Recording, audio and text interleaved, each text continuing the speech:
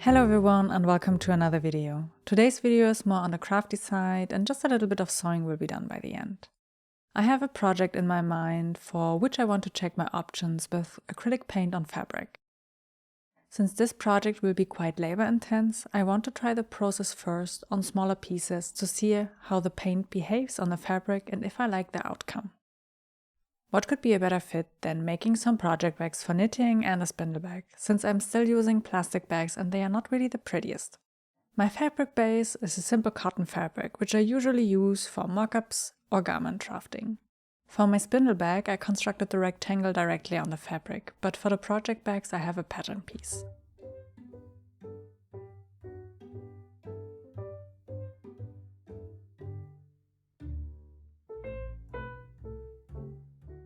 On the project bag piece, I marked the bottom or center line and added some visual guides for the sides with thread.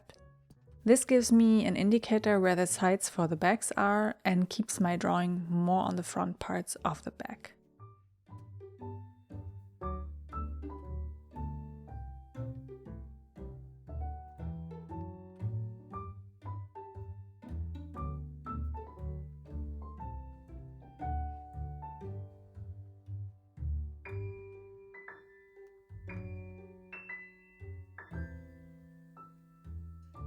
Before putting down the paint on fabric, I swatched my acrylic colors to find a color combination that I liked the most. I ended up with a bluish green, a deep, almost purpley red, and a yellow-orange tone. Here and there I used some shimmer colors to give just a little bit more interest for the colors. I used some rather cheap acrylics here that I got ages ago. They are not really great for painting on paper, but they are good enough to transform them into fabric paint. For this I used acrylic fabric medium by Liquitex with the colors together. The medium makes the paint smoother, thinner and prevents any peeling or cracking of the paint. I tried this on a test piece of cloth and I put it in my washing machine. The fabric and paint looked good afterward and nothing came off.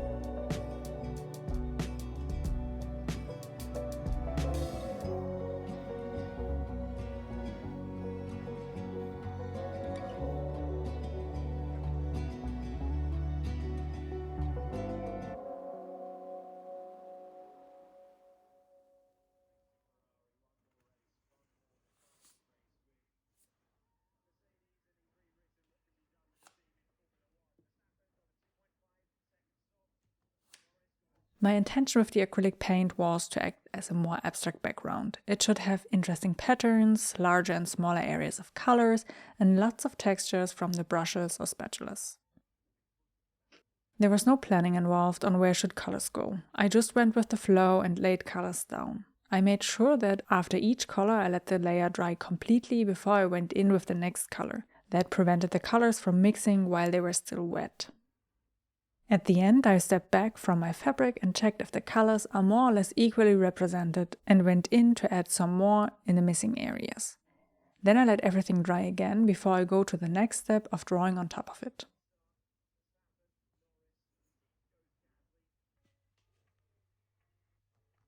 On my separate piece, I checked which of my pens would work best on fabric. I ended up with the Micron PN, which is a waterproof pen. In case I spill something on the bags, I can throw them simply in the wash and nothing will disappear. Before I went with this pen, I sketched with a pencil on the fabric first. This helped me with the layout and spacing of the flowers. The flowers are lotus flowers and they don't have a lot of intricate details. I went with simpler shapes to avoid too many small details in the drawings, since they get easily lost with all the details in the background.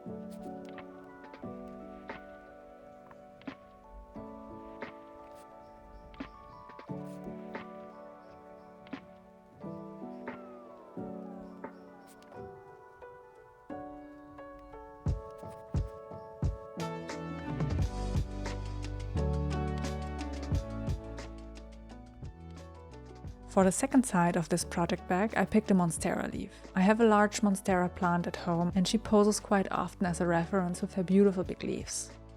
Here I sketched only the outlines and then went in with the pen to add all the details on the go. The leaf has less details than the flowers since I thought about stitching along the veins with the sewing machine. This was a nice idea but ended up not as straightforward as I thought. Since the fabric is rather thin, I couldn't use my quilting foot and the regular foot covers too much of the area where you're stitching. Maybe I need a clear sewing foot for things like that, but in the end it came out quite nicely.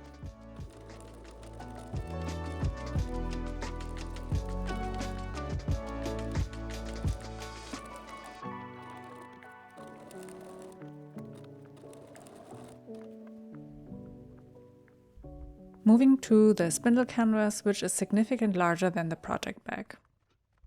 I thought about more flowers but settled with leaves in the end. With the confidence of the first drawings, I just went straight in with the Micron pen and drew 2 branches with leaves.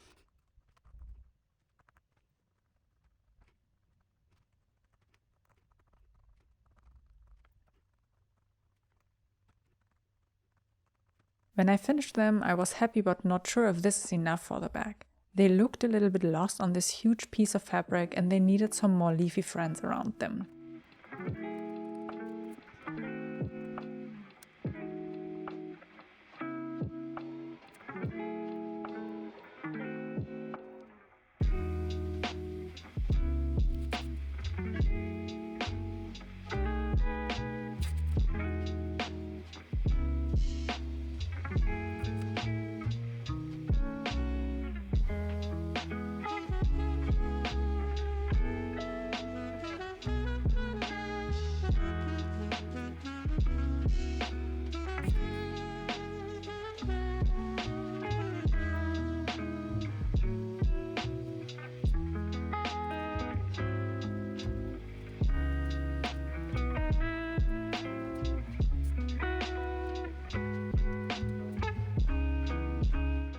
After I filled most of the fabric, I was quite happy, but on one morning I decided that leaves alongside these zippers would look even better, and I added them over some coffee.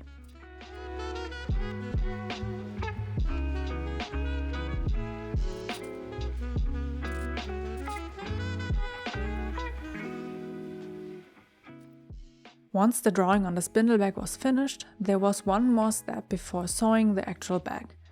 The bag should have a little bit more protection than you would get from only outer fabric and the lining. And since I have still some padding left, why not add some hand quilting on it?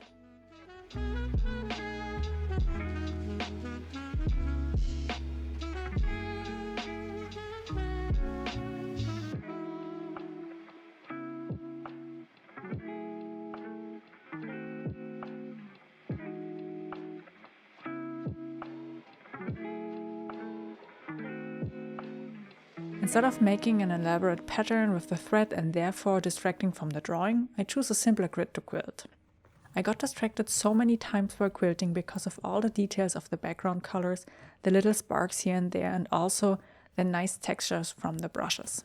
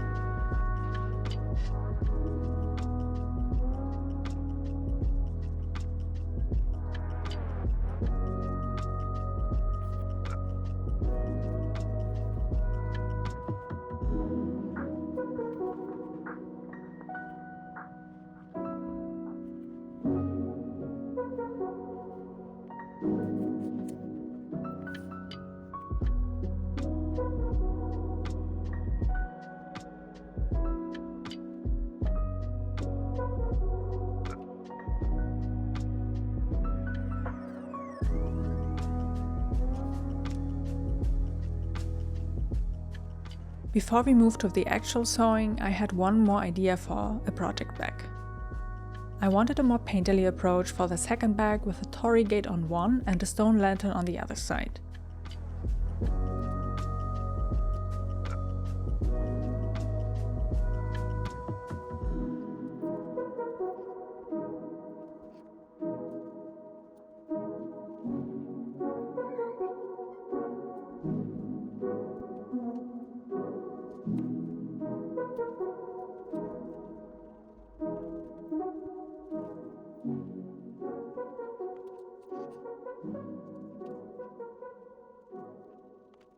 Here comes the paint definitely to its limits. The first problem is that the color will not lay flat so easy. What gives you a nice texture when you work more abstract is quite painful when you paint a larger area. There are spots here and there where you can see the fabric shining through. In some areas I realized that too late and the paint was already dry and harder to work over. It is easier to blend the colors when they are still wet.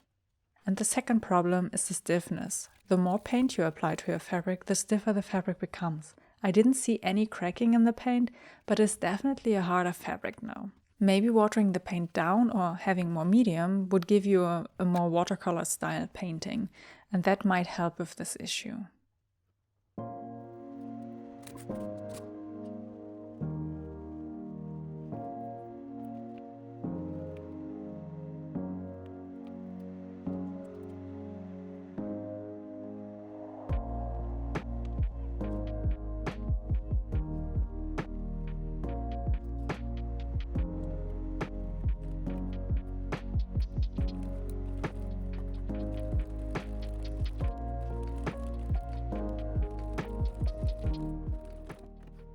I was not super happy with the outcome and I was about to abandon this bag, but I had one more idea to maybe save it. Quilting the water and stitching the edges of the torii gate and a stone lantern may bring some more interest to the fabric. Again, I had some problems here with my sewing foot. It was still not fluffy enough to use the quilting foot, and I ended up using the regular one and stopped here and there to get the corners of the lantern and the torii gate right. With the water section it was not so much of an issue, since this area had more swirly and flowy lines and no straight edges. Quilting made the scene definitely look better, and now everything was ready to sew the bags together.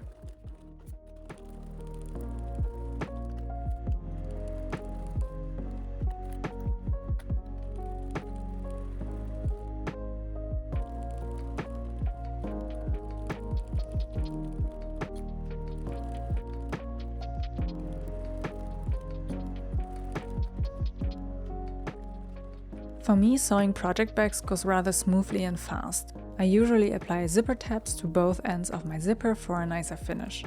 The zippers attach then to the right sides of the main fabric, and the lining will also attach with the right side against the zipper and the right side of the main fabric.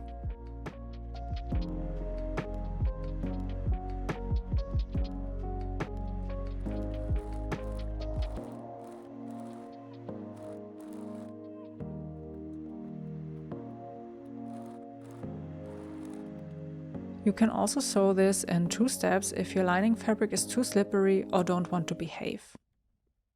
Same goes for the second side of the zipper and fabrics.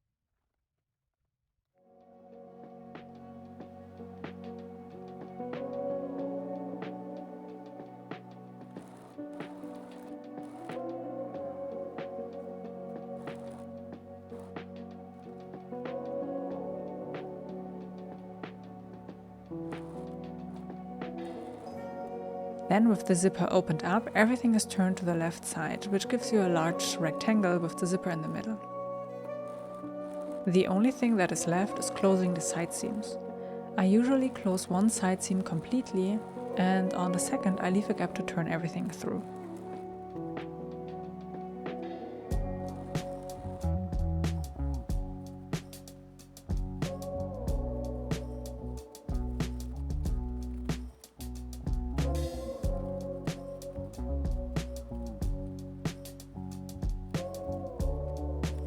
For project bags, I typically sew the corners of my bag flat to have a bottom area.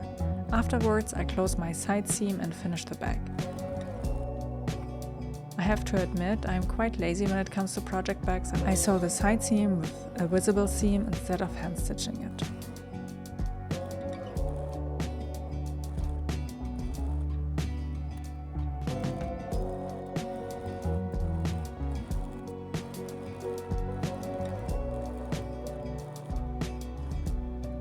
The spindle bag in contrast is constructed with a visible seam in the inside, because I forgot to pay attention while sewing the zippers. The instructions are similar to the project bags, but instead of turning everything to the left, it is turned to the right side. What looks like a fluffy pillow needs to be closed on the open side seam. For this, the zipper will be centered and then sewn together.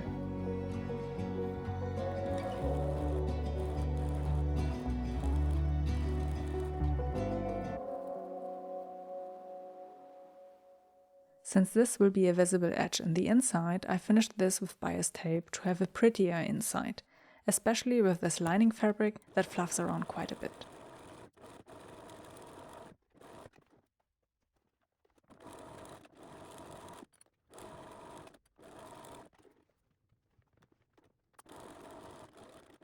The last step then was to sew the corners, and with that form the rectangular shape of the bag. This edge was finished with bias tape as well.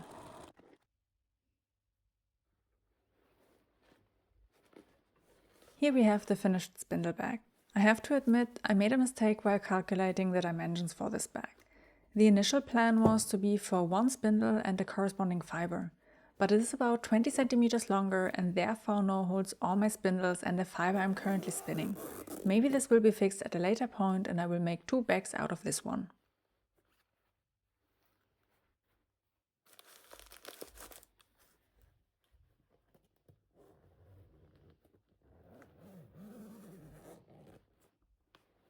Despite the size, I really like the bag and especially the outcome of the painted fabric.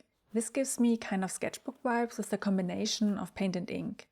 It was so much fun painting the abstract background and placing all these marks with my paintbrushes. Having only smaller areas and less paint on one spot keeps the softness of the fabric. Drawing with the pen on fabric is not as smooth as it is on paper, of course, but still I enjoyed the process a lot. For the pen it was quite rough though, and I think the nib is a little bit damaged now.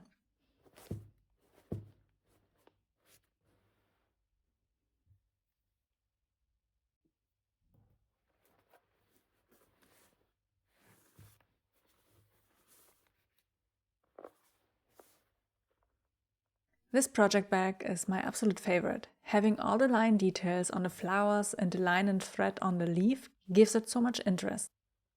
I thought about using it as a project bag for knitting, but I actually put my sketchbook and pens inside. It is just a better fit and I like to carry my sketchbook in this sketchbook-like fabric around.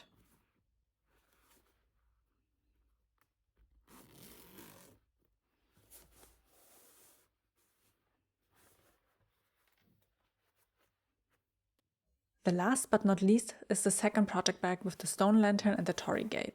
As I said, I was not really happy while working on it, but after quilting the water and sewing it up as a project bag, I'm quite happy with the result. I'm still a bit cautious with the stiffness of the fabric, and this bag will likely be for projects that don't travel with me and are mostly at home. As I said, I would not use the paint for such large areas in the future, at least not with the amount of paint that I used. Maybe a thinner paint that acts more like a watercolor can be more suitable. This experiment is definitely a success and I cannot wait to paint and work on my bigger project next.